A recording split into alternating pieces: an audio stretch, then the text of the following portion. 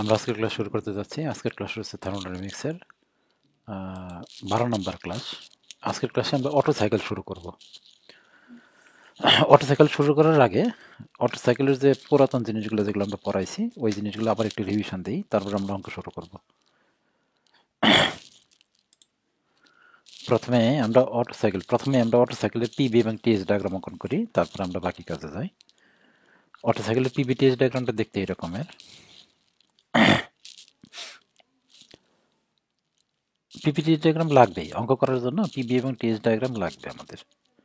PB ডায়াগ্রামটা দেখতে এরকমের। এদিকে ভলিউম, ওইদিকে প্রেসার, এদিকে টেম্পারেচার, আর এইদিকে হচ্ছে তোমার এন্ট্রপি।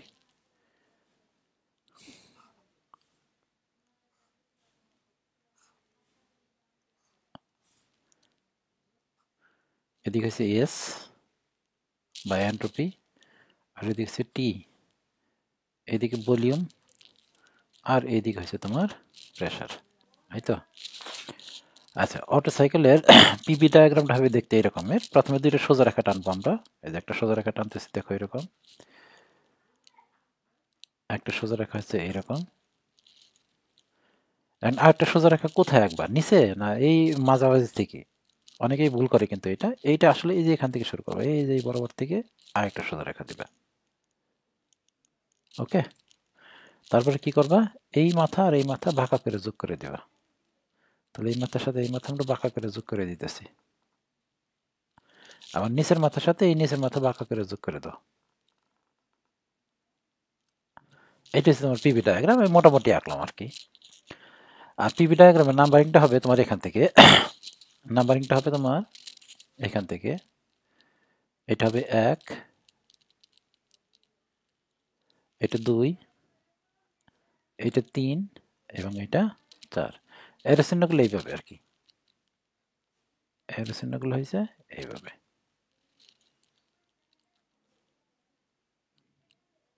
এর চিহ্নগুলো এইভাবে।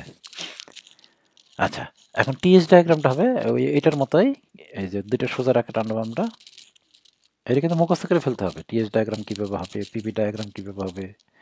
এই যে এরকম দুইটা রেখা টানলাম। এখন এই মাথার সাথে এই মাথা আমরা বাঁকা করে যোগ করে দিব, এই যে বাঁকা করে যোগ করে দিলাম। আর এই নিচের মাথার সাথে এই নিচের মাথা বাঁকা করে যোগ করে দাও। এটা হচ্ছে টিএস ডায়াগ্রাম। অনুরূপভাবে নাম্বারিং যদি করি আমরা, নাম্বারিং হবে তোমার এটা হচ্ছে 1 নাম্বার, এটা 2 নাম্বার, এটা 3 নাম্বার, এটা হচ্ছে 4 নাম্বার। অ্যারো চিহ্নগুলো এইভাবে, অ্যারো চিহ্নগুলো তোমার এইভাবে। ওকে, তাহলে পিবি এবং টিএস ডায়াগ্রাম আঁকা শেষ। এখন ঘটনা হয়েছে এই যে প্রসেসগুলো তোমাদের কিন্তু মুখস্থ করে ফেলতে হবে একদম। যে 1 থেকে 2 কি প্রসেস, 1 থেকে 2 কি প্রসেস বলো দেখি। 1 থেকে 2 হয়েছে তোমার 1 থেকে 2, এই যে 1 থেকে 2 এটা হচ্ছে টেম্পারেচার বাড়ছে, entropy constant, S constant.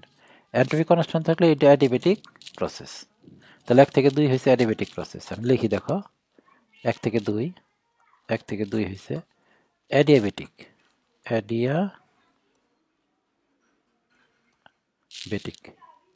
Adiabatic এটা হচ্ছে কম্প্রেশন, ভলিউম কমছে, এটা হচ্ছে এখান থেকে এখানে গেছে, অ্যাডিয়াবেটিক কম্প্রেশন প্রসেস।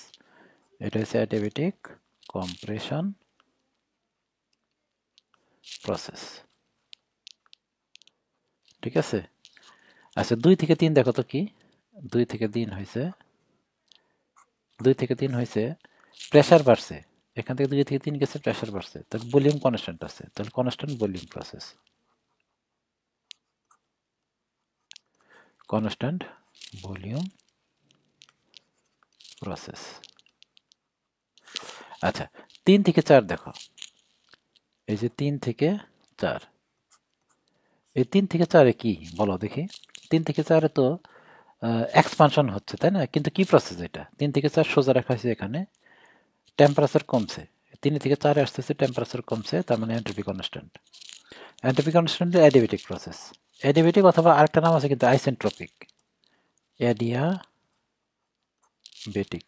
এটা হবে expansion process, expansion process, adiabatic expansion process. আর 4 থেকে 1 কি হবে? 4 থেকে 1 হবে তোমার, এই যে 4 থেকে 1 আসছে, 4 থেকে আসছে কি প্রেসার কমছে, তাহলে ভলিউম কনস্ট্যান্ট, তাহলে কনস্ট্যান্ট ভলিউম প্রসেস, কনস্ট্যান্ট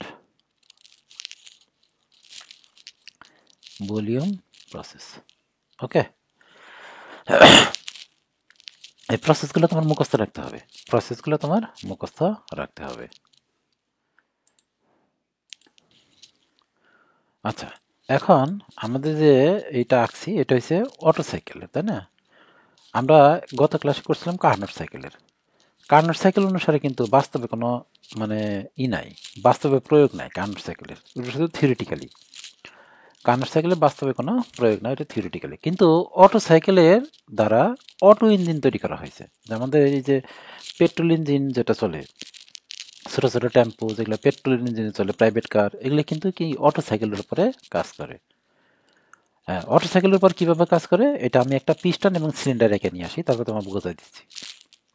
মানে কীভাবে অটো সাইকেলের মানে এটা এই অনুসারে কীভাবে একটা ইঞ্জিন তৈরি করছে, তার নাম হচ্ছে অটো ইঞ্জিন বা পেট্রোল ইঞ্জিন। তা আমি একটা পিস্টন এবং সিলিন্ডার নিয়ে আসি ইঞ্জিনের, তারপরে ওই ইঞ্জিনের পিস্টন সিলিন্ডার কীভাবে কাজ করে ওইটা আমরা দেখব। আমরা ডাইকে নিয়ে আসতেছি একটু বিরতিতে যে আমরা পিস্টন এবং একটা সিলিন্ডার রাখছি, দেখো ওই সাইকেলের সাথে মিল রেখে। তো আমরা এই পিস্টন সিলিন্ডারের ভিতরে আসলে ওই ভলিউমটা কোনটা এটা আমরা একটু দেখবো। এখন একটু আমরা এখান থেকে একটা ডটেড লাইন টানি, এই যে এখান থেকে একটা ডটেড লাইন টানতেছি, দেখো আচ্ছা না ধরো এখান থেকে যদি আমি একটা ডটেড লাইন টানি, ডটেড লাইনটা হবে দেখতে এরকম, এখান থেকে সোজা আসবে, তাই না?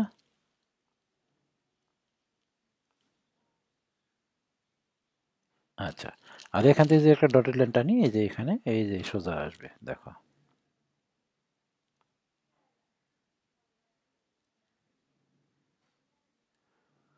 এই তো আমরা একটা ডটেড লাইন টেনে নিলাম, যে এই সোজা একটা ডটেড লাইন টেনে নিলাম। তার মানে আমরা বলতে পারি যে এই এখান থেকে এইটুকু হয়েছে। আমি যদি আঁকি, দেখো দাঁড়াও, আমি এখান থেকে এই যে এইটুকু হয়েছে তোমার V2 অথবা V3, আর এখান থেকে যে এইটুকু টোটালটুকু এটা হচ্ছে V1। এটা বুঝতে হবে এটা V1 কিভাবে হইলো। তার মানে এটা হচ্ছে তোমার V1 আর এটা হচ্ছে তোমার V2, বুঝতে পারছি? একটা হচ্ছে V1 আর একটা হচ্ছে কি V2। আচ্ছা,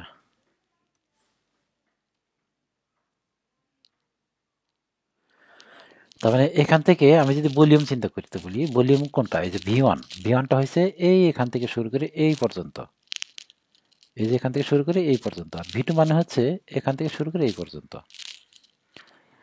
আচ্ছা, এখানে দেখো এখান থেকে এই পর্যন্ত একটা ভলিউম আর এখান থেকে হয়েছে এই পর্যন্ত একটা ভলিউম, তাই না? আমার সিলিন্ডারের ভিতরে পিস্টনটা কিভাবে যাতায়াত করে একটু দেখে আসি। হ্যাঁ, তারপরে আমরা আসতেছি এখানে। সিলিন্ডারের ভিতরে পিস্টনটা ঠিক এইভাবে যাতায়াত করে। সিলিন্ডারটা প্রথমে থাকবে এখানে তোমার, সরি,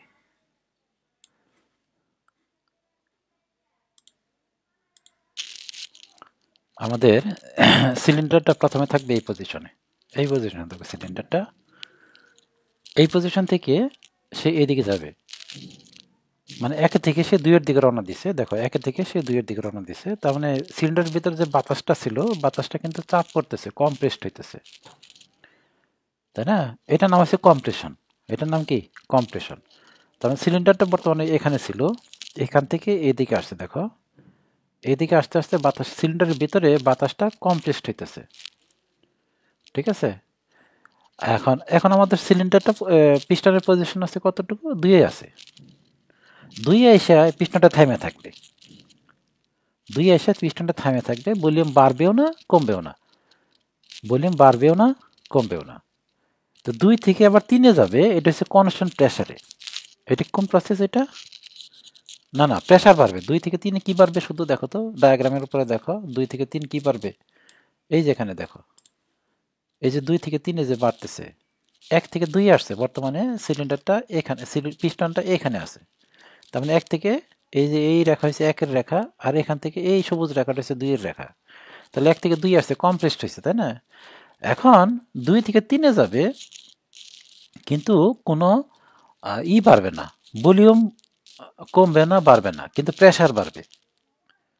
মানে একটা বিশেষ পদ্ধতি, এখানে যেহেতু চাপ দিচ্ছি, চাপ দেওয়ার পরে এখানে প্রেসার কেন বাড়বে? প্রেসার বাড়বে কারণ হলো এখানে জ্বালানিগুলা প্রজ্বলন ঘটবে। এখন কি করবে বলো দেখি? ভিতরে যে আমরা ইঞ্জিন চালানোর জন্য যে ফুয়েল দেব, ফুয়েলটার ভিতরে আগুন ধরবে। আগুন ধরলে এখানে প্রেসার বেড়ে যাবে, টেম্পারেচার বেড়ে যাবে, প্রেসারও বেড়ে যাবে। তখন প্রেসার বাড়তে বাড়তে কোথায় যাবে? 2 থেকে 3 এ যাবে। তাহলে এখানে পিস্টনটা কোথা থেকে কোথায় আসছে? 1 থেকে 2 আসছে।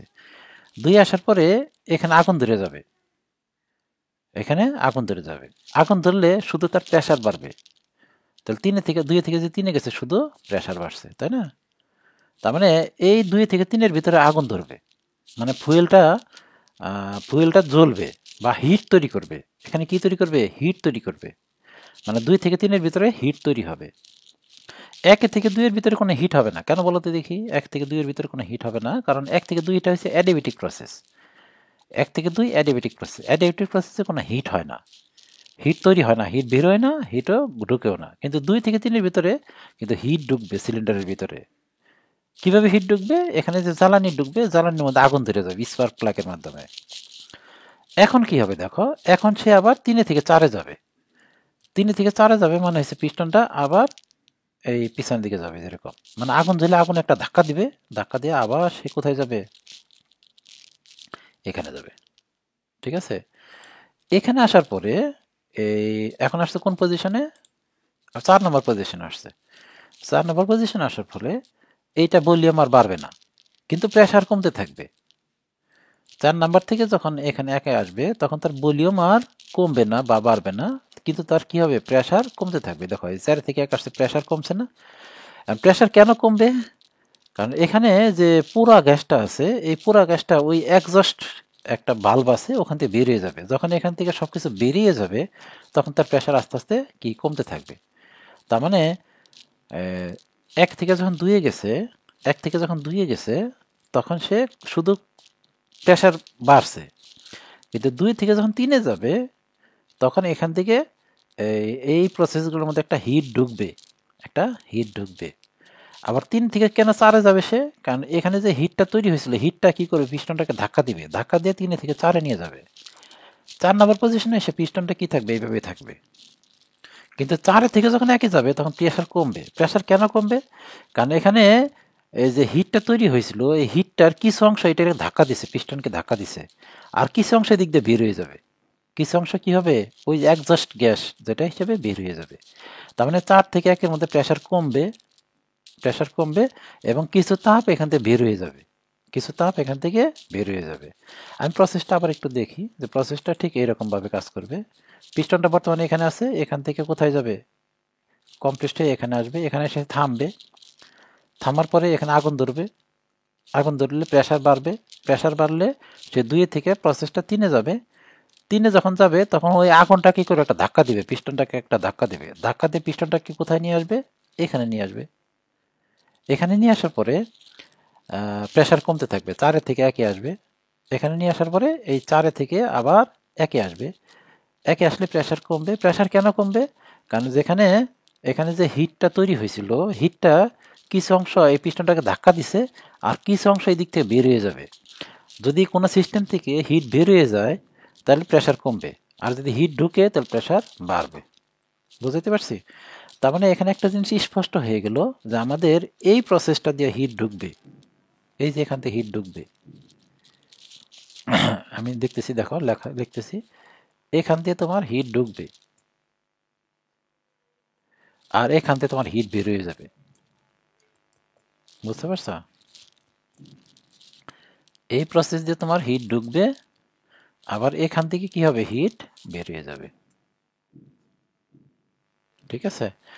যে হিটটা ঢুকবে, ওই হিটের পরিমাণ দিলাম আমি Q1, ওই হিটের নাম দিলাম Q1, আর যে হিটটা বের হয়ে যাবে তার নাম দিলাম আমরা Q2।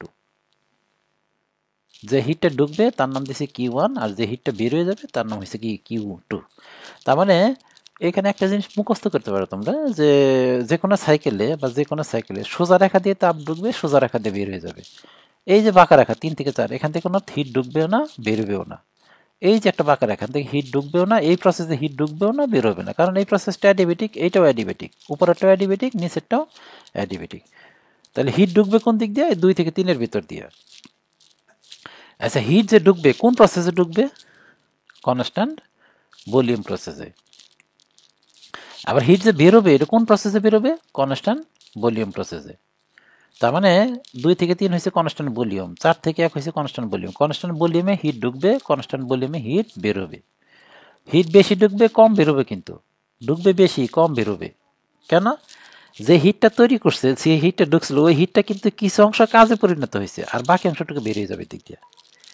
মানে যে হিটটা ফুয়েল জ্বালানির কারণে, যেখানে ফুয়েল যে জ্বলছে সিস্টেমের ভিতরে, জ্বালানির ভিতরে আগুন ধরছে, আগুন ধরার কারণে যে হিটটা তৈরি হয়েছে, ওই হিটের কিছু অংশ পিস্টনটাকে ধাক্কা দিবে, এই যে পিস্টনটাকে ধাক্কা দিবে, আর বাকি অংশটা কি করে বেরিয়ে যাবে। তার মানে হিট ঢুকবে বেশি, বেরোবে কম। বুঝাইতে পারছি? এখন তোমরা আমাকে একটু বলো যে এখানে কম্প্রেশনের রেখা কোনটা? এটা ক্লিয়ারলি বলতে হবে, কম্প্রেশনের রেখা কোনটা। কম্প্রেশনের রেখা অবশ্যই 1 থেকে 2, এটা কম্প্রেশন। আমি যদি বলি এক্সপানশনের রেখা কোনটা? 3 থেকে 4।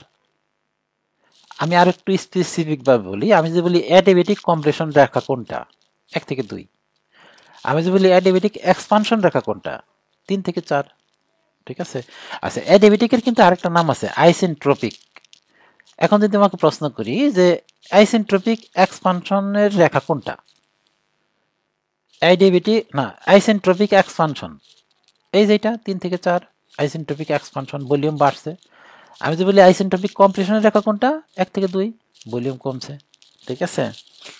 আচ্ছা, এখানে একে একটা ভলিউম আছে। আমরা কম্প্রেশনের রেখাটা দেখো একটু, কম্প্রেশনের রেখা আমি লিখতেছি, দেখো এটা কম্প্রেশনের রেখাটা একটু দেখো, খেয়াল করো। কম্প্রেশন কি? কম্প্রেশন এটা আমি জানি, এটাও জানি। কম্প্রেশন মানে কোন কম্প্রেশন? অ্যাডিবেটিক কম্প্রেশন। কম্প্রেশনের রেখা থেকে, এই যে কম্প্রেশনের যে রেখাটা আছে, এখানে শুরুতে একটা ভলিউম আছে, এটা হচ্ছে ভলিউম V1, আর শেষে একটা ভলিউম আছে, এটা হচ্ছে ভলিউম V2। এই দুইটা ভলিউমটা যদি একটা ভলিউমটা একটা ভলিউম ভাগ দিয়ে একটা রেশিও পাওয়া যাবে। এই দুইটা ভলিউমকে একটা ভলিউম যদি আরেকটা ভলিউম দিয়ে ভাগ দেয়, তাহলে একটা রেশিও পাওয়া যাবে। কিন্তু আমি গত ক্লাসে বলছিলাম যে যে কোনো ধরনের রেশিওটা অবশ্যই একের সাথে বড় হবে।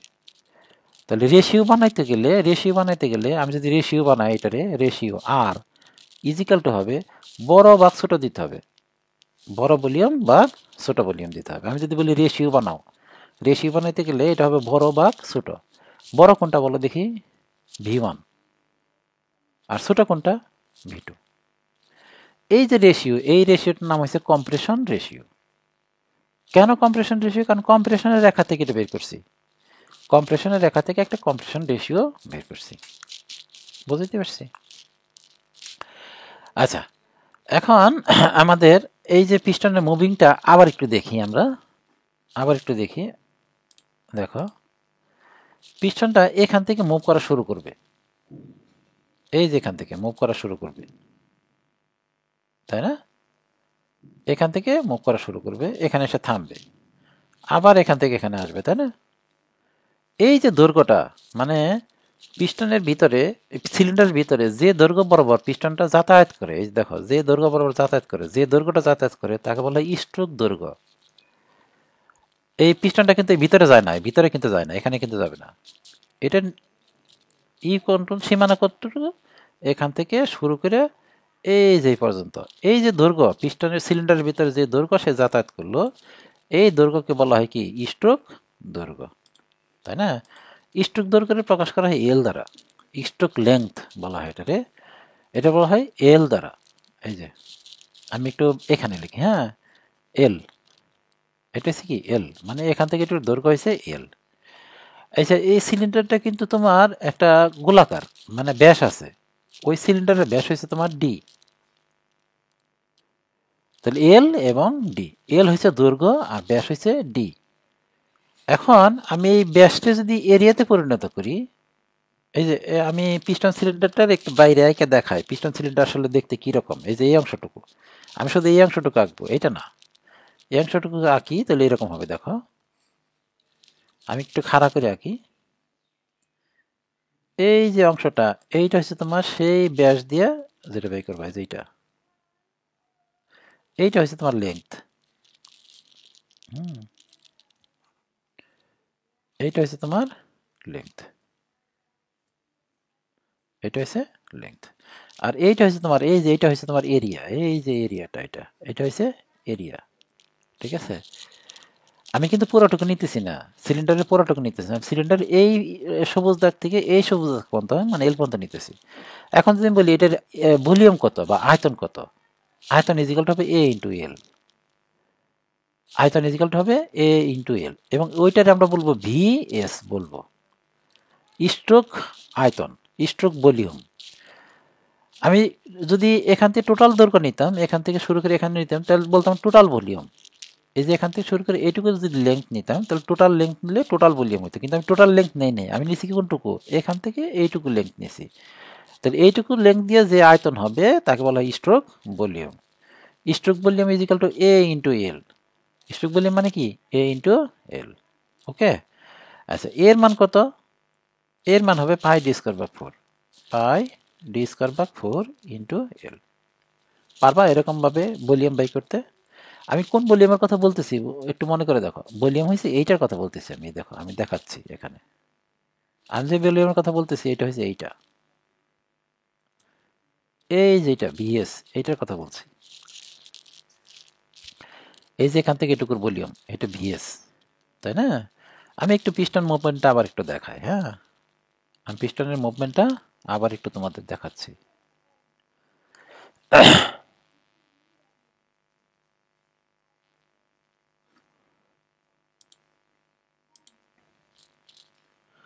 পিস্টনের মুভমেন্টটা একটু দেখায় আবার। পিস্টনের মুভমেন্টটা হবে এরকম, দেখো এখান থেকে শুরু করে সে এইদিকে যাবে, এই যে এইদিকে যাবে, এখানে যাবে, তাই না? আবার এখানে আসবে, এখান থেকে শুরু করে এখানে যাবে, আবার এখানে যাবে, কিন্তু এই এরিয়াটাতে সে ঢুকবে না, এই এরিয়াতে ঢুকবে না, এই এরিয়াতে সে ঢুকবে না। তার যাতায়াতটা কোন জায়গার মধ্যে সীমাবদ্ধ? এই বিএস এর মধ্যেই। বিএস যতটুকু আছে, এই যে বিএস এইটুকুর ভিতরেই, মানে স্ট্রোক ভলিউমের ভিতরেই তার যাতায়াতটা, বুঝতে পারছো? কিন্তু এই অংশটাতে সে যাবে না, এই অংশটাতে সে যাবে না। এই জন্য এটার নাম হয়েছে ক্লিয়ার ভলিউম বা ক্লিয়ারেন্স ভলিউম। এটার নাম কি? Clearance volume. তাহলে আমরা এইটারে এই ভিটুরে আরেকটা নাম দিতে পারি, ভিটু সমান সমান আমরা লিখতে পারি, ভিটুর সমান সমান লিখতে পারি ভি সি বা ক্লিয়ারেন্স ভলিউম। আরেকটা নাম দিলাম আর কি, ক্লিয়ারেন্স ভলিউম। বুঝাইতে পারছি? ভিটুর আরেকটা নাম দিলাম, এটা কি ভিসি, ভিটুর আরেকটা নাম দিলাম ভিসি, মানে এই অংশটাকে ক্লিয়ার থাকবে, তার মানে এটা ভিসি। এটা হচ্ছে ভিএস, এই যে এখান থেকে এটুকু হচ্ছে ভিএস, আর এইটুকু হচ্ছে ভিসি বা ক্লিয়ারেন্স ভলিউম। আচ্ছা, আমরা কম্প্রেশন রেশিও বের করছিলাম, তাই না? আমরা এই এই যে কম্প্রেশন রেশিও বের করছি, এটার একটু অন্যভাবে লেখা যায়। দেখো লেখা যায় কিরকম, আমি লিখি। এই ভিওনের বদলে, ভিওনের বদলে আমি লিখতে পারি, ভিওনের বদলে লিখতে পারি ভিসি প্লাস ভিএস, লেখা যায়। আমি এক লাইন বেশি লিখি, একটু সংক্ষেপে লিখে ফেলছি, আমি এক লাইন বেশি লিখি। প্রথমে লেখা যায় এই ভিওনের বদলে লেখা যায়, বা ভিওনের বদলে লেখা যায় ভি টু প্লাস ভিএস ভাগ ভি টু, লেখা যায়। এই যে এই ভি ওয়ান, এখান থেকে এটুকু ভি ওয়ান, ভি ওয়ান মানে V two plus BS, V two plus BS. এই যে ভি ওয়ানের বদলে আমি ভি টু প্লাস বিএস লিখছি, আর নিচে ভি টু লিখছি, তাই না? ভি ওয়ানের বদলে আমি ভি টু প্লাস বিএস। আচ্ছা, একটা কাজ করা যায় না এখন একটু, এই ভি টুর বদলে আমরা ভিসি লিখতে পারি না? ভিসি প্লাস বিএস, আর নিচে হবে কত? বিসি। বিসি প্লাস বিএস, নিচে হবে কি? বিসি। এটা হচ্ছে কম্প্রেশন রেশিও, এটার নামই কি? Compression ratio. ওকে, আচ্ছা এখন আরেকটা কাজ করো, যদি এটা লাগে না আমি তারপরে একটু বোঝানোর জন্য একটু বেশি বোঝাইতেছি, কারণ একটু বেশি সময় নিয়ে বোঝাইলে বেসিকটা আরো ক্লিয়ার হয়ে যাবে। আচ্ছা, আমরা যেটা করলাম এটা হচ্ছে কম্প্রেশনের রেখা থেকে, তাই না? মানে 1 থেকে 2 এর ভিতরে। আচ্ছা, এক্সপানশনের রেখা কোনটা? এটা না, 3 থেকে 4। তাহলে আমরা এক্সপানশন রেখা থেকে একটা জিনিস বানাই, দেখো। এক্সপানশন রেখা থেকে, এক্সপানশন রেখায় দুইটা ভলিউম আছে, দেখো। একটা আছে V3 আর একটা আছে V4। এই যে এখানে 4 এ একটা ভলিউম আছে, তাই না? তাহলে এক্সপানশন রেখায় দুইটা ভলিউম আছে, একটা হচ্ছে V3 আর একটা হচ্ছে কি V4। এই দুইটা থেকে একটা রেশিও বানানো যায়। রেশিও ইজ ইকাল টু, আমরা রেশিও বানাইতেছি বড় ভাগ ছোট। রেশিও সবসময় রেশিও কি হবে? বড় ভাগ ছোট। বড় কোনটা বলো দেখি? V4 বড়, তাহলে V4টা উপরে দিলাম আর নিচে দিলাম V3। এই যে রেশিও, এটার নাম হচ্ছে এক্সপানশন রেশিও। এটার নাম কি? Expansion ratio. যেহেতু এটা এক্সপানশন রেখা, এই জন্য নাম হচ্ছে এক্সপানশন রেশিও। যদি কম্প্রেশন রেখা হতো তাহলে আমরা লিখতাম কি? Compression ratio. তাহলে এটার নাম কি? Expansion ratio. ঠিক আছে? আচ্ছা, একটা জিনিস খেয়াল করে দেখো, একটা জিনিস খেয়াল করে দেখো, যে V4 এবং V1 সমান সমান। এই যে V1 আর V4 সমান সমান, তাহলে V4 এর বদলে আমরা V1 লিখতে পারি। আবার দেখো V3 আর V2 সমান সমান, V3 এর বদলে আমরা V2 লিখতে পারি। তাহলে এটা দেখো আবার কি হয়ে গেছে? এটা হয়ে গেছে তোমার কম্প্রেশন রেশিও হয়ে গেছে। তার মানে এখানে এক্সপানশন রেশিও যে মান, কম্প্রেশন রেশিও একই মান হবে। এই V1 ভাগ V2 মানে কি? কম্প্রেশন রেশিও না? তার মানে এখানে আমি বলতে পারি অটো সাইকেলের ক্ষেত্রে RC is equal two RE, মানে কম্প্রেশন রেশিও এবং এক্সপানশন রেশিও সমান সমান। কম্প্রেশন রেশিও এবং এক্সপানশন রেশিও সমান সমান। ওকে, এখন অটো সাইকেলের আমরা সূত্র লিখব। মানে অটো সাইকেলের আমরা সূত্র লিখব। সূত্রগুলো হচ্ছে দেখতে এরকমের। প্রথমে আমরা দক্ষতার সূত্র লিখি। দক্ষতার সূত্র হয়েছে এটা, এটা is equal two T maximum minus T minimum ভাগ হবে কি? টি ম্যাক্সিমাম। টি ম্যাক্সিমাম মাইনাস টি মিনিমাম ভাগ টি ম্যাক্সিমাম। এটা যদি আমি ডায়াগ্রাম থেকে নাম্বার দিয়ে লিখি তাহলে এরকম হবে, দেখো। এই যে দেখো তো, টি ম্যাক্সিমাম মান কত? এই T1, এই T3। টি ম্যাক্সিমাম মানে T3।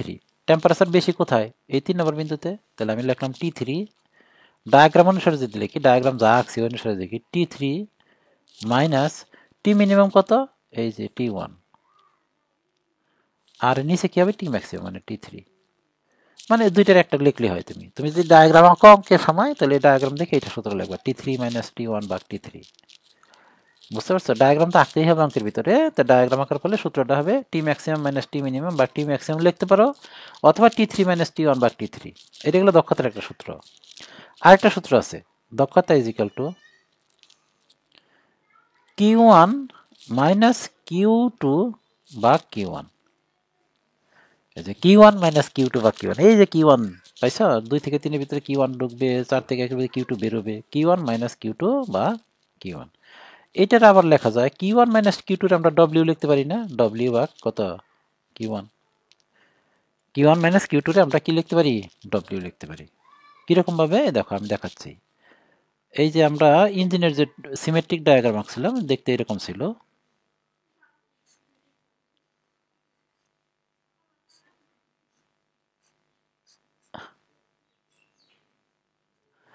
আচ্ছা, এটা ছিল, এখানে ফুয়েল থাকতো। ফুয়েল থেকে কি ঢুকবে?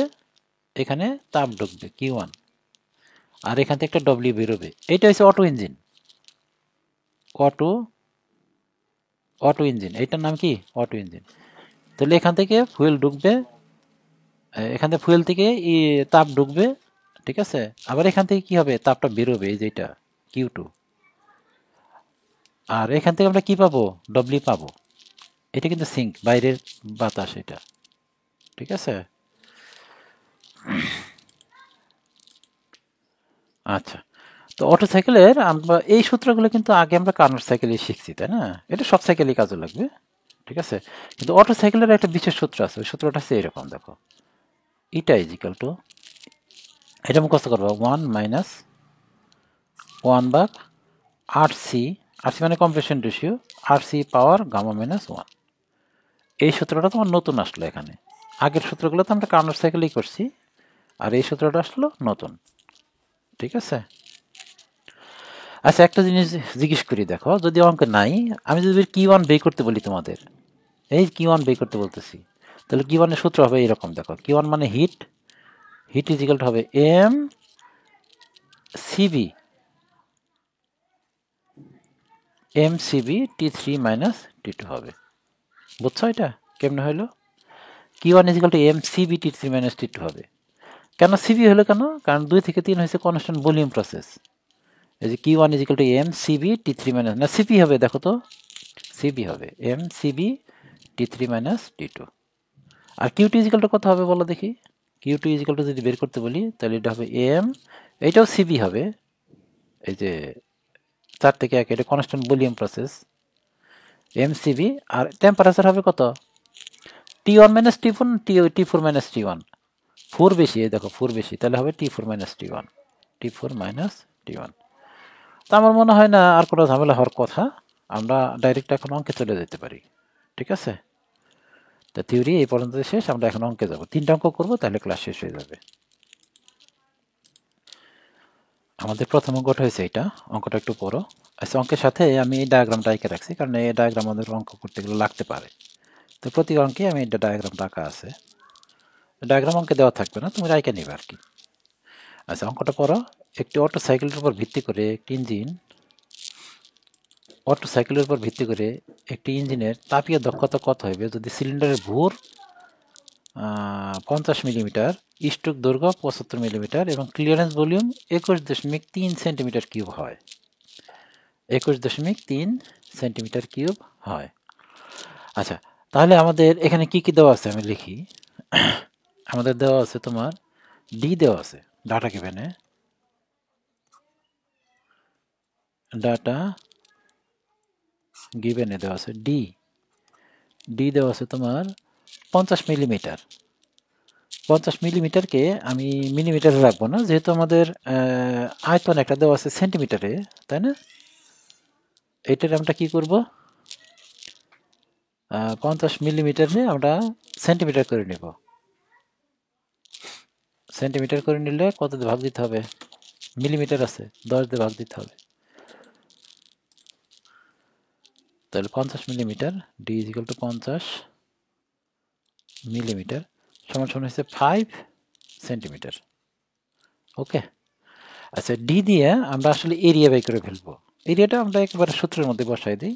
আর এল দেওয়া আছে তোমার, দেখো এল দেওয়া আছে, এল কত দেওয়া আছে দেখো, স্ট্রোক লেন্থ দেখো, স্ট্রোক দৈর্ঘ্য 75 মিলিমিটার, তার মানে 75 মিলিমিটার সমান সমান হচ্ছে 7.5 সেন্টিমিটার। আমরা সেন্টিমিটার কেন করলাম? আমাদের এই আয়তন দেওয়া আছে, দেখো এই যে আয়তনটা, এই আয়তনটা দেওয়া আছে সেন্টিমিটার কিউবে, তাই না? এটা ক্লিয়ারেন্স আয়তন। আর ভিসি দেওয়া আছে আমাদের, তাহলে VC is equal to VC is equal to V two, is equal to কত দেওয়া আছে, এই যে ভি টু আর ভিসি একই না, এই যে এটা হচ্ছে ভিসি, এই যে এটা, এই যে এটা হচ্ছে ভিসি, এই যে এই অংশটুকু, এই অংশটুকু হচ্ছে আমার কি ভিসি বা ভি টু। ভিসি বা V two is equal to কত, 21.3 সেন্টিমিটার কিউব, তাই না? আচ্ছা, এখান থেকে তাহলে আমরা এই ভিএসটা বের করো দেখি একটু। ভিএস কোনটুকু আমি দেখাচ্ছি, এই দেখো এইটুকু হচ্ছে ভিএস, এই যে এইটুকু, এই লাল দাগটুকু হচ্ছে ভিএস। এই ভিএসটা বের করতে পারবে?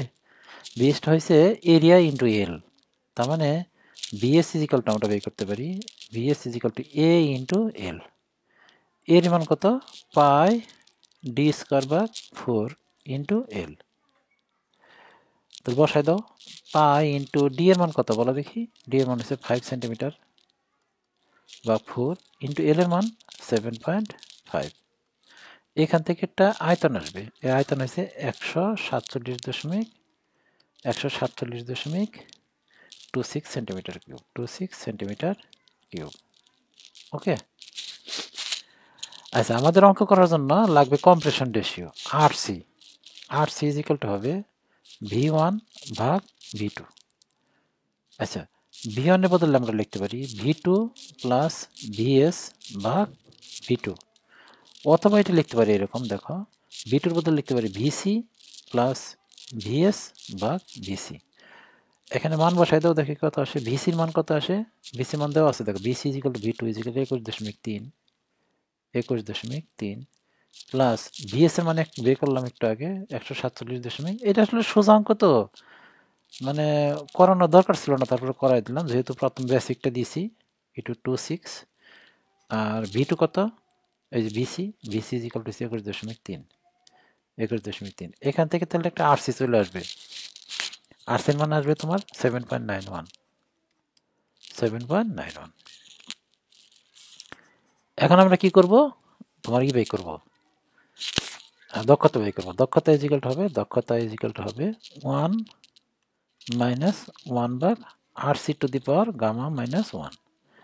এটা সমান সমান সূত্র বসাই দিলে 1 মাইনাস 1 ভাগ আরসির মান কত 7.91, 7.91 উপরে গামা মানে 1.4 মাইনাস 1। এখান থেকে একটা মান আসবে, এই মানটা হচ্ছে তোমার 0.5627। তো সুতরাং দক্ষতা কত হবে, সুতরাং এটা ইজিক্যাল টু হবে তোমার 56.27%। এটাই আনসার। সোজা একটা অঙ্ক, এটা তো কঠিন কিছু না।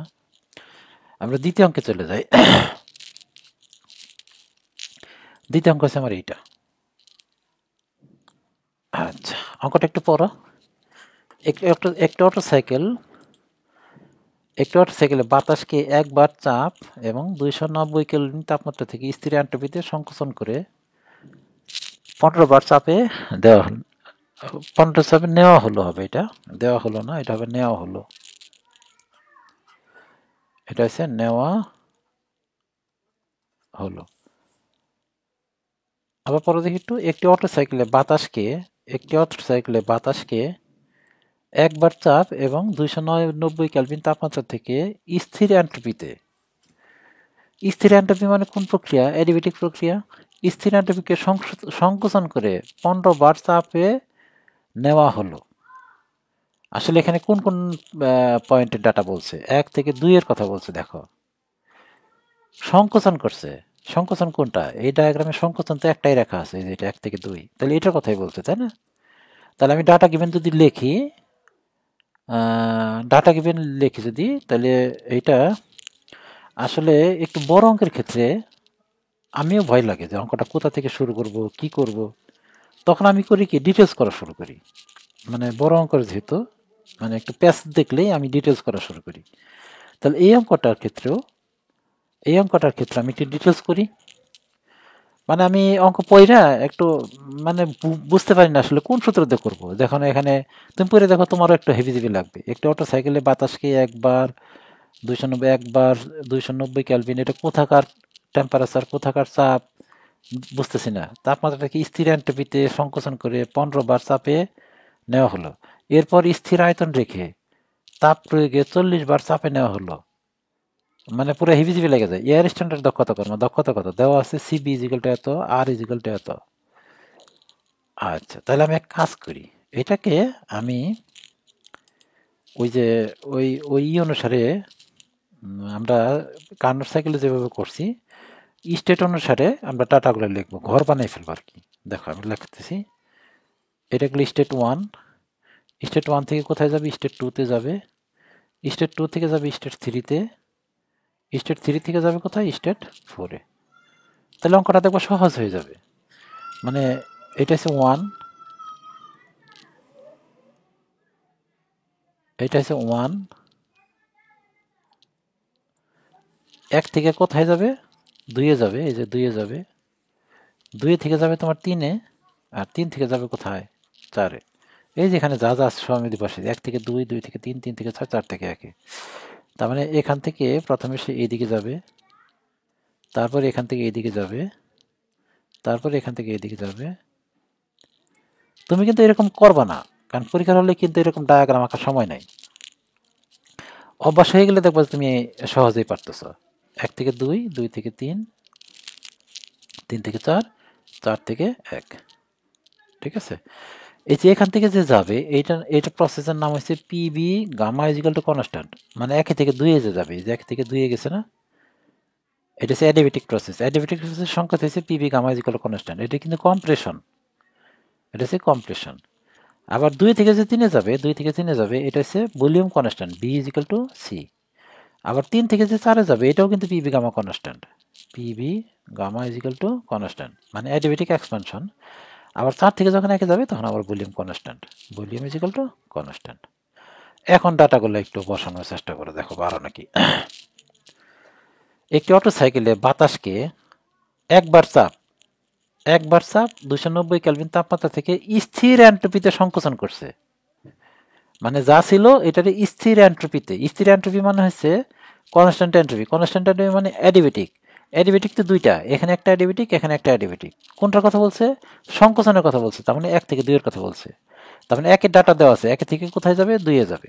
1 এ কি কি দেওয়া আছে লিখে ফেলি, দেখো P1 দেওয়া আছে, P1 দেওয়া আছে 1 বার। টেম্পারেচার দেওয়া আছে T1 ইজ ইকুয়াল টু দেওয়া আছে, T1 is equal to 290 kelvin, 290 kelvin থেকে স্থির এন্ট্রপি সংকোচন করে 15 বারে নেওয়া হয়েছে, কারণ P2 is equal two 15 bar, P2 is equal two 15 বার নেওয়া হলো। এরপর কি করছি? স্থির আয়তন, তারপর তো স্থির আয়তনই, এই যে 1 থেকে 2 আসছি, 2 থেকে আবার স্থির আয়তন না, 2 থেকে 3 এ যাবে স্থির আয়তন। এরপর স্থির আয়তন রেখে তাপ প্রয়োগ করছে, তার মানে এখানে একটা হিট প্রয়োগ করছে, এই যে হিট Q1, এটা এখানে একটা হিট প্রয়োগ করছে, এই যে এখান থেকে Q1 ঢুকছে না, তাপ প্রয়োগ করে চাপ কত নেওয়া হয়েছে? 40 বারে নেওয়া হয়েছে। তার মানে এখানকার চাপ হয়ে গেছে P3 ইজ ইকুয়াল টু 40 বার নেওয়া হলো। এয়ার স্ট্যান্ডার্ড দক্ষতা কত দেওয়া আছে? সিবি এগুলো দেওয়া আছে, এগুলো পরে ইউজ করি, মানে এই ডাটাগুলোই তোমার এখন দেওয়া আছে। এখন দেখো আমি যে ঘরে ঘরে যে বসাই দিছি, একদম ক্লিয়ার বোঝা যাচ্ছে কোথাকার কোন ডাটা দেওয়া আছে, তাই না? কোথায় কোন ডাটা দেওয়া আছে। আমাদের কি বের করতে হচ্ছে? দক্ষতা। আচ্ছা, প্রথমে আমরা দক্ষতা বের করার চেষ্টা করি। যে দক্ষতা বের করার সূত্র হচ্ছে এইটা, দক্ষতা বের করার সূত্র হচ্ছে তোমার এইটা, আমি লিখি দেখো। দক্ষতা বের করার সূত্র হয়েছে তোমার, আমি দক্ষতা বের করার সূত্র প্রয়োগ করার চেষ্টা করতেছি, দেখো এই যে এইটা দক্ষতা বের করার সূত্র হয়েছে এইটা, এইটা ইজ ইকুয়াল টু, আরও কিন্তু সূত্র আছে যে T1 T2 ওগুলোতে করা যাবে না, এটা টি ম্যাক্সিমাম মাইনাস টি মিনিমাম বা টি ম্যাক্সিমাম, অথবা Q1 মাইনাস Q2 বা Q1, ওইটা তো করা যাবে না, এটা দিয়েই করতে হবে। আমি যেটা লিখতেছি, দক্ষতা বের করার সূত্র হয়েছে 1 মাইনাস 1 ভাগ RC to the power gamma minus 1। গামার মান কিন্তু আছে, এই যে সিপি আছে না, এই যে সিবি আর এগুলো তো আছে, এখান থেকে গামার মান বের করতে হবে। গামার মান মুখস্থ ধরা যাইতো, কিন্তু আমি বলছিলাম কি মনে আছে, যদি কোন অঙ্কে যদি দেওয়া থাকে তোমার, আচ্ছা একটু ওয়েট করো। আচ্ছা, এখন আমরা এই অঙ্কের সমস্যাটা নিয়ে এটা আসলে আলোচনা করব, যে ভর্তি পরীক্ষার প্রশ্নের মধ্যে সাধারণত প্রশ্নে ভুল থাকে মাঝে মাঝে, ইচ্ছাকৃতভাবে ডাটা বেশি দেওয়া থাকে, ইচ্ছাকৃতভাবে ডাটা কম দেওয়া থাকে, মানে না ডাটা কম দেওয়া থাকে না, ইচ্ছাকৃতভাবে ডাটা বেশি দেওয়া থাকে। যেমন গত ক্লাসে আমরা কাউন্টার সাইকেল অঙ্ক যখন করছি, তখন দেখবা যে ডাটা অনেক বেশি দেওয়া থাকছে, ওটা কাজে লাগে নাই। তো এখানে দেখো আমাদের সিবি এবং আর এর মান দেওয়া আছে, এই সিবির মান তোমার 0.717 ঠিকই আছে, এটা এরকমই হয়, কিন্তু আর এর মানটা দেখো, এটা 8.314 দিছে। 8.314 আসলে আর এর মান না, আর ইউ এর মান, ইউনিভার্সাল গ্যাস কনস্ট্যান্টের মান। এখানে দেখো আর এর মান 8.314 kilojoule per KG degree kelvin, এটা কিন্তু আর এর মান না, আর এর মান হয়েছে 0.287 অথবা 0.288 বাতাসের জন্য, ঠিক আছে, বাতাসের জন্য, ঠিক আছে।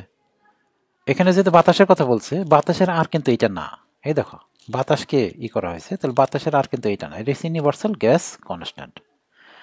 ঘটনা হয়েছে যদি এই প্রশ্নে ভুল দেওয়া থাকে, সবসময় আমরা খেয়াল করি কি, যে দুইটা প্রশ্ন দেওয়া থাকে, বাংলা এবং ইংরেজি, ইংরেজির পাশাপাশি বাংলাও দেওয়া থাকে।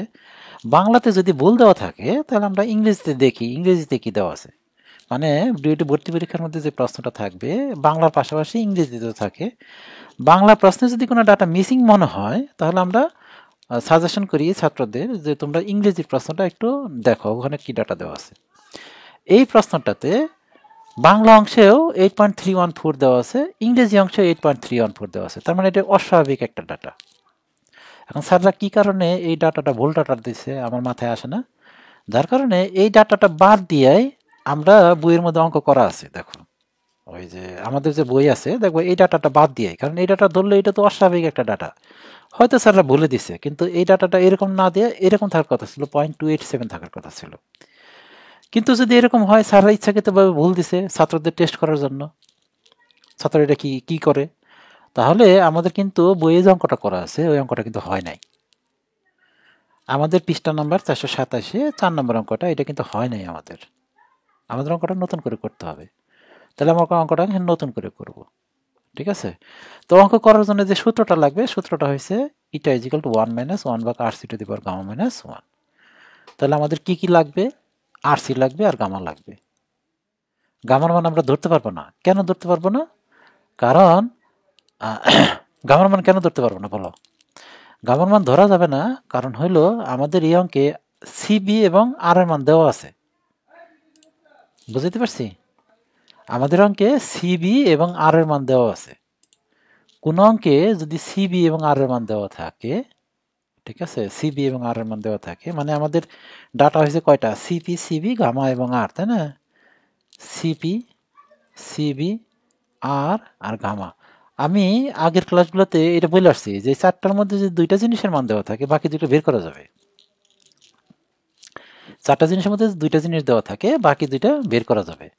তার মানে আমাদের এখানে স্পষ্টত দুইটা জিনিস দেওয়া আছে, আমাদের স্পষ্ট কি দেওয়া আছে, সিবি দেওয়া আছে, দেখো সিবি দেওয়া আছে, সরি এটা সিবি দেওয়া আছে তোমার 0.717, এটা হচ্ছে kilojoule per KG kelvin, kilojoule per KG kelvin.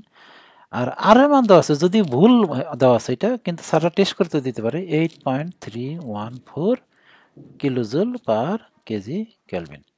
এই দুইটা ডাটা থেকে তোমরা গামা বের করা যাবে, সুতরাং এখানে গামার মান 1.4 ধরা যাবে না।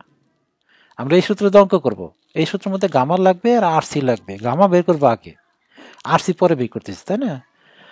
তাহলে এখানে আমাদের এই গামার মানটা আন্দাজে 1.4 ধরলে হবে না, এখান থেকে গামার মানটা বের করতে হবে। তাহলে গামার মানটা বের করতেছি এখন।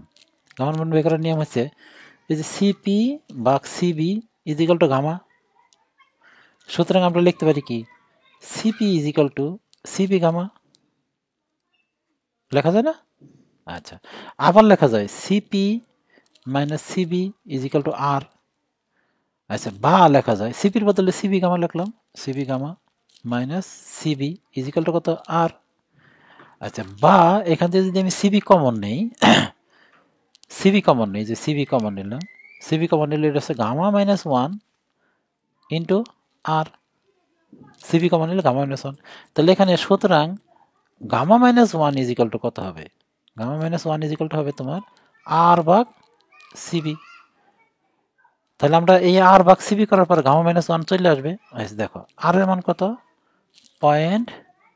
পয়েন্ট না 8.314, আর সিবির মান কত 0.717, এটা যদি ক্যালকুলেশন করো এখান থেকে একটা মান আসবে, ওই মানটা হচ্ছে তোমার 11.595, 11.595।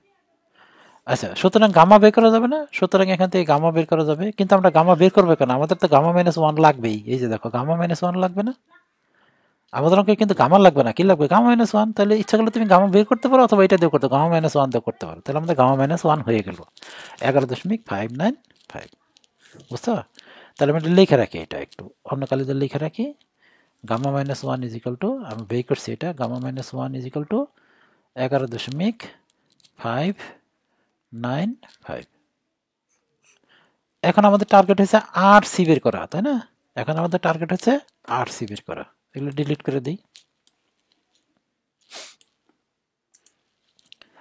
আমাদের টার্গেট হচ্ছে 8 বের করা। তারপর আমরা এই সূত্র দিয়ে অঙ্ক করবো, এই যে সূত্র দিয়ে আমরা অঙ্ক করব, কিন্তু তার আগে 8 বের করে নিই, এই সূত্র দিয়ে আমরা অঙ্ক করব, তার আগে তুমি 8টা বের করে নাও। আচ্ছা একটু দেখো এখানে আমরা যদি আমাদের ওই যে পিবি ডায়াগ্রাম যেটা ছিল ওইটা নিয়ে আসি একটু কষ্ট করে। এটা ছিল পিবি ডায়াগ্রাম আমাদের। আরসি মানে হচ্ছে V1 ভাগ V2, তাই না? এই যে আরসি মানে কি V1 ভাগ V2, এই যে V1 ভাগ V2। এখানে আমি 1 এবং 2 তে যে ডাটা দেওয়া আছে, 1 এবং 2 তে যে ডাটা দেওয়া আছে, এখান থেকে আমি একটা সূত্র লিখতে পারি। সূত্রটা হচ্ছে তোমার এইটা, দেখো এটা লেখা যায় না, দেখো তো, P1 V1 gamma is equal two P2 V2 gamma লেখা যায়। এখান থেকে আমি পরের লাইন লিখতে পারি এরকম, দেখো পরের লাইন লিখলাম V1 ভাগ V2 ইজিক্যাল টু P2 ভাগ P1 উপরে গামা। এই যে V1 ভাগ V2 ইজিক্যাল টু P2 ভাগ P1 গামা। তাহলে এই V1 ভাগ V2 তো আমরা আসছি, তাই না? সেই আরসি ইজিক্যাল টু হবে P2 ভাগ P1। P2 মান হয়েছে 15, দেখো তো, আর নিচে P1 এর মান হচ্ছে 1। আর গামার মান আমরা বের করি না, গামা মাইনাস 1 বের করছি। তাহলে গামার মান কত হবে? গামার মান হবে 12.595, 12.595। এখান থেকে আরসি চলে আসছে, দেখো আরসি চলে আসে এখান থেকে। আরসি মান কত আসে? আরসি মান আসবে দেখবা 1.2398, 1.2398। এখন যদি আমি সূত্র বসাই দিই তাহলে আমাদের কি হয়ে যাবে? এই যে এখানে যদি সূত্র বসাই দিই তাহলে আমাদের অঙ্ক হয়ে যাবে, তাই না? বসাই দাও। সমান সমান 1 মাইনাস 1 ভাগ আরসি, আরসি মানে হচ্ছে 1.2398। আর গামা মাইনাস 1 মানে হচ্ছে এই যে গামা মাইনাস 1 এর ডাইরেক্ট মান আছে, দেখো 11.595, 11.595। এখান থেকে একটা মান আসবে, ওই মানটা হয়েছে তোমার 0.9172। সুতরাং দক্ষতা ইজিক্যাল টু হবে তোমার, দক্ষতা ইজিক্যাল টু হবে তোমার 91.72%। এই মানটাও কিন্তু অস্বাভাবিক। 91% দক্ষতা কোনো ইঞ্জিনিয়ারে নাই। 60%-এর উপরে, 55%-এর উপরে কোনো দক্ষতা নাই। তাহলে আমাদের যে এটা দক্ষতা আসলো, এটা আসলে অস্বাভাবিক মান আসছে, মানে এটা বাস্তবতার মধ্যে পড়ে না। কেন এটা অস্বাভাবিক আসলো? কারণ আর এর মানটা অস্বাভাবিক দেওয়া আছে, দেখো এই জায়গায় আর এর মান দেওয়া ছিল 0.287 দেওয়ার কথা, সেখানে 8.314 দিছে। এটাই অ্যান্সার। আমাদের তো অঙ্ক করতেছি আমরা বাস্তবের সাথে, আমাদের যে ডাটা দেওয়া আছে ওই ডাটা দিয়ে আমরা যে অঙ্ক করছি এটা আমাদের, তাই না? তা আমাদের এই টেনশন কিছুই নাই যে আমরা অঙ্ক হইলো না। আমরা আমাদের বাস্তবের সাথে হইলো না এটা আমাদের টেনশনের কিছু নেই। আমাদের কথা হচ্ছে আমরা আমাদের মতো করে অঙ্ক করছি, ডাটা যেরকম ছিল ওইরকম আমরা অঙ্ক করে দিছি। এখন আর একটা অঙ্ক করবো, এই অঙ্কটাই শেষ অঙ্ক আজকের ক্লাসের জন্য। আমরা এই অঙ্কটা করব। এই অঙ্কটা করার জন্য আমাদের পিভি ডায়াগ্রাম লাগবে।